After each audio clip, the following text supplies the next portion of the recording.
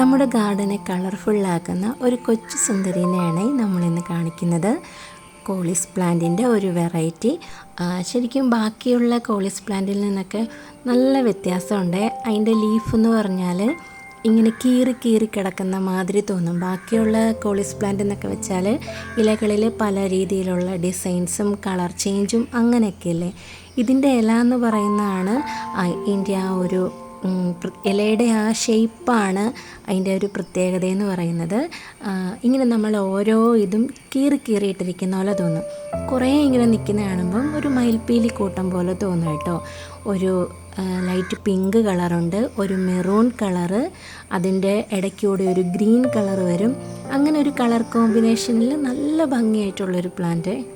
ഈ ചെടി വളർത്തുന്നതിന് ഒരുപാട് കെയറിങ്ങും കാര്യങ്ങളോ വളം നമ്മൾ കറക്റ്റ് സമയത്ത് ഇട്ട് കൊടുക്കും അങ്ങനെയൊന്നും വേണ്ട. അല്ലാതെ തന്നെ ഇത് നന്നായിട്ട് ഈ ചെടി വളരും കേട്ടോ. പിന്നെ നമ്മൾ ഒന്ന് രണ്ട് കാര്യം ഒന്ന് ശ്രദ്ധിച്ചാൽ മതി. വെയിൽ അത്യാവശ്യം കിട്ടിയാൽ മാത്രമേ ഉള്ളൂ ഇതിന് ഈ ഒരു കളറ് കിട്ടുള്ളൂ, അതിൻ്റെ ഭംഗി കിട്ടുള്ളൂ.